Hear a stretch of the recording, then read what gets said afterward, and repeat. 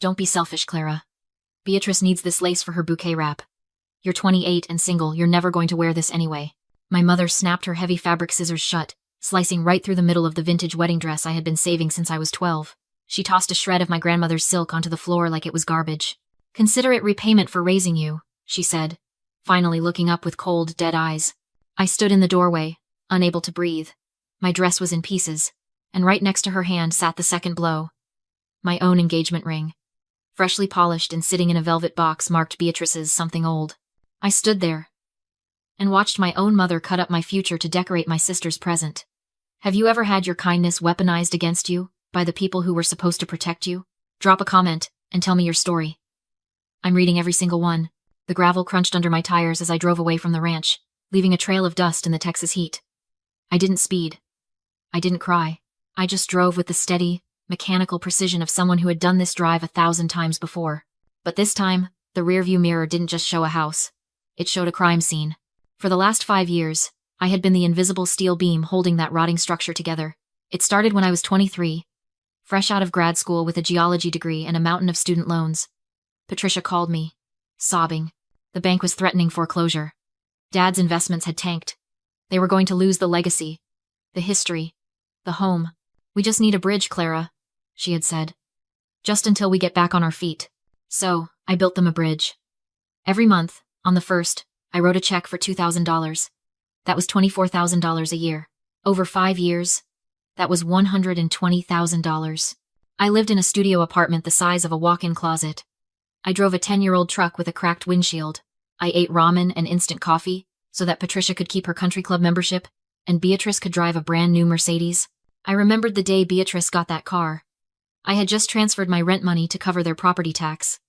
I pulled up to the ranch for Thanksgiving, and there it was, a white C-Class with a red bow. Beatrice hugged me, smelling of expensive vanilla, and said, "Isn't it gorgeous?" Mom said I needed a safe car for my commute. Her commute was 10 minutes to a boutique where she worked part-time for store credit. I should have stopped then. I should have burned the checkbook. But they had trained me well. They had planted a lie deep in my chest, that my money was the only way to buy my seat at their table. But the real theft wasn't the monthly stipend. It was the land itself. I thought back to my 18th birthday. Most kids get a party or a car. I got a meeting with the family lawyer. Patricia sat across from me, sliding a stack of documents over the mahogany desk. "It's just estate planning, honey," she had said, her voice dripping with that fake syrup. "We're putting the house and the surface land in Beatrice's name for tax purposes. Since you're the smart one, the scientist, we're giving you the mineral rights. It's symbolic, really. Just the rocks underneath." I was 18. I trusted my mother. I signed the quitclaim deed. I signed away the mansion, the pool, the gardens, the stables. I signed away the surface of the earth. I took the useless rocks because I wanted to be a good daughter. I didn't know then what I know now. I didn't know that in Texas, land is like a layer cake, and the person who owns the frosting doesn't matter. The person who owns the filling owns the bakery. A notification pinged on my phone, snapping me back to the present. It was an automated alert from my bank. Scheduled transfer. $2,000 to Patricia Dwyer. I pulled over to the side of the highway. My hands were steady as I unlocked my phone. I opened the banking app. I scrolled to the recurring transfer that had drained my life for 60 months. I hit cancel. Then I opened my messages. I scrolled back 3 months to a text Patricia had meant to send to Beatrice, but sent to me by mistake. It read, "Don't worry about the deposit, sweetie. The ATM just cleared. We can book the florist." The ATM. That's what I was to them. A machine that dispensed cash and required no maintenance, no love, no respect. I looked out the window at the dry, scrubby landscape. They thought they had buried me. They thought they had tricked me into taking the dirt while they kept the view. But they forgot that I'm a geologist. I know how to read the earth, and I knew that the useless rocks they laughed about were sitting on top of a pressure cooker waiting to blow. I put the truck in gear. I wasn't going back to my apartment. I was going to see the only person who knew the true value of what I owned. I was going to see Gabriel. I parked the truck in a reserved spot in downtown Austin, ignoring the stares I got for driving a beat-up pickup into a garage full of Teslas and Porsches. I took the elevator to the top floor of the glass tower, smoothing the wrinkles in my blouse. The receptionist looked up as I stepped off the elevator. "Miss Dwyer, Mr. Sterling is expecting you." I walked past the glass-walled conference rooms, past the rows of analysts staring at screens, straight to the corner office. Gabriel was standing by the window, looking out over the city. When I walked in, he turned. He wasn't just a tycoon. He was a force of nature. 6'2", sharp suit, eyes that missed nothing. And for the last 6 months, he had been my husband. We had eloped a week after I found out Patricia was draining my trust fund. No guests, no white dress. Just a justice of the peace and a prenup that protected me from my family. They did it, didn't they? He asked, his voice low. He didn't need to ask. He saw it in the way I held myself, rigid and cold. She cut the dress, I said. And she gave Beatrice my ring. Gabriel's jaw tightened. He walked over to the massive oak table in the center of the room. Then it's time. He unrolled a large map across the table. It was a seismic survey of the ranch. Look at this, he said, pointing to a cluster of bright red blotches directly under the main house. That's a natural gas pocket, Clara. It's massive. One of the biggest deposits in the county, and it is sitting 500 feet below your mother's rose garden. I traced the red shape with my finger. It looked like a heart, or maybe a bomb. And here, Gabriel said, sliding a thick legal file next to the map. The receipts. I opened the folder. First, the quitclaim deed.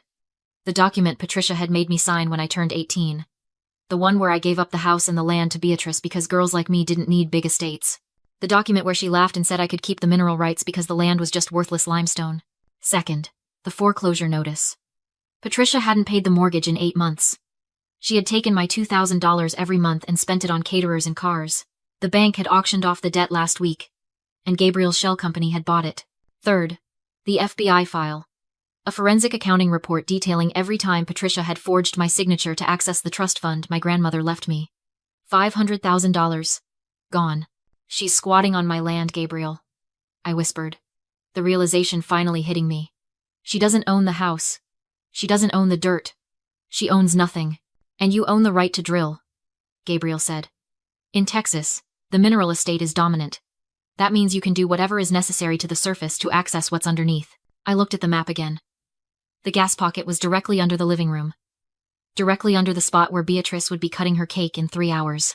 I pulled out my phone. I dialed the number for the drilling crew foreman I had put on standby weeks ago. This is Clara Dwyer, I said when he answered. We're go for launch. I want the rigs rolling. We break ground at noon. Noon? The foreman asked. Ma'am, isn't there a wedding happening there today? Yes, I said. Don't be late. I hung up and looked at Gabriel. I don't just want them out. I want them to understand exactly what they threw away. They thought I was just the dirt under their feet. Well, now the dirt is coming for them. Gabriel smiled, a shark-like grin that promised chaos. Then let's go crash a wedding. The wedding looked like a Pinterest board threw up on a drought-stricken cow pasture. White tents billowed in the heat, surrounded by imported hydrangeas that were already wilting under the Texas sun. It was rustic chic, which in Patricia's vocabulary meant overpriced and underfunded.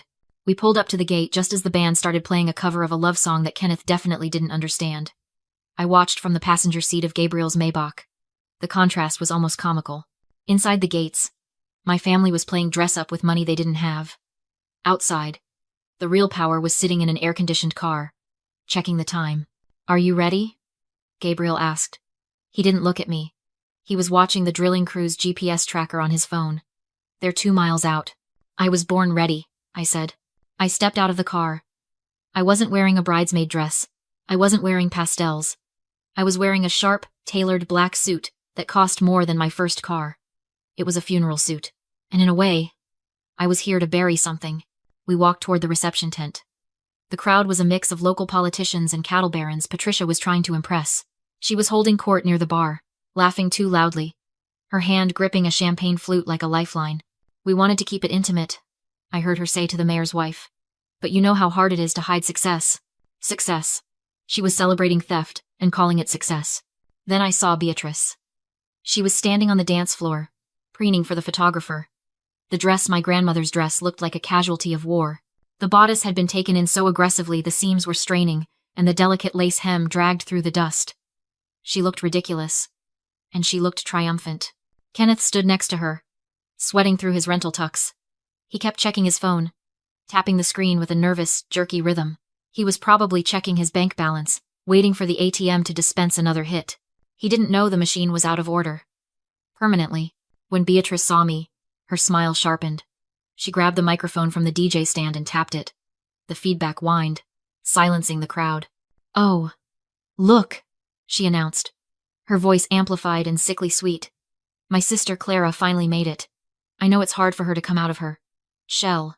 She's so independent, you know, always digging in the dirt while the rest of us build the legacy. The crowd chuckled. It was a polite, dismissive sound. Patricia whispered something to her neighbor, rolling her eyes. They thought I was the joke. They thought I was the failure who showed up empty-handed to the coronation. I didn't flinch. I didn't blush. I looked at my watch. 12:15. The heavy machinery was exactly 1 mile away. The ground beneath us was about to become the most expensive real estate in the county, and they were treating it like a party venue. Let them laugh, Gabriel whispered, his voice a low rumble only I could hear. They're standing on a trap door. I squeezed his hand, then let go. I didn't walk toward the bar. I didn't walk toward my seat at the back. I walked straight toward the stage. Beatrice's smile faltered as I climbed the steps. She gripped the mic tighter. Clara? What are you doing? I reached out and took the microphone from her hand. It wasn't a request. I'm not here to toast you, Beatrice, I said, my voice echoing across the lawn. I'm here to evict you. The silence that followed was heavy. The kind of silence that usually precedes a natural disaster. 300 guests stared at me. The band had stopped playing. The only sound was the wind snapping the white canvas of the tents. Beatrice laughed, but it was a brittle, frantic sound.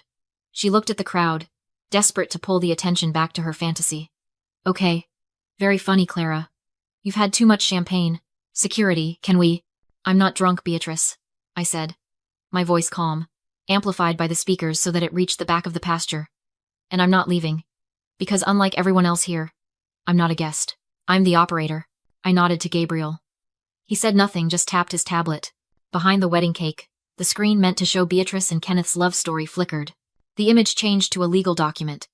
The quitclaim deed my mother forced me to sign at 18, stripping me of the house and land while letting me keep the worthless mineral rights. Recognize this, Mom? I asked. Patricia went ashen. Gabriel swiped again. A seismic map filled the screen. A massive red reservoir beneath our feet. You should have let me finish my geology degree, I said. That red zone is a natural gas reserve worth about $50 million and I own it. Beatrice scoffed. It's my venue. You can't touch it. Actually, I can. Gabriel pulled up the Texas property code. The mineral estate is dominant. That means I have the legal right to drill, even if it destroys the surface. I own the gas, I said. You own the grass. And drilling starts now. The ground trembled. Glasses chimed. The cake wobbled. Then a bulldozer smashed through the gate, followed by a drilling rig tearing up the lawn loud, violent, and completely legal. Patricia screamed that it was her property. Correction, Gabriel said, handing Kenneth a document. It's mine. Kenneth read it, shaking. A foreclosure deed. 8 months unpaid, Gabriel announced. We bought the debt. Patricia, you're trespassing. Kenneth stepped back from Beatrice. You said you owned everything.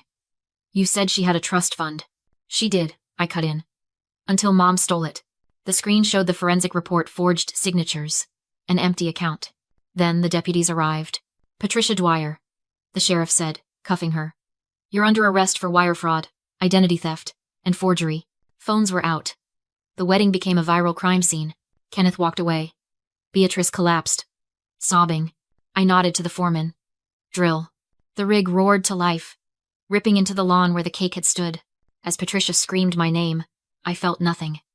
Some bloodlines are poison, you don't preserve them. You cut them out. Beatrice cried that I took everything. I leaned close. You wanted the spotlight. Enjoy it. I signed the work order Clara Dwyer Sterling and left without looking back. No ring. No family. Just solid ground beneath my feet. Patricia faced federal prison. Beatrice was abandoned and trending as the fraud bride. And me? I finally owned what was always mine. I didn't do it for money. I did it because some people only understand loss after they've stolen everything. If you think I went too far or not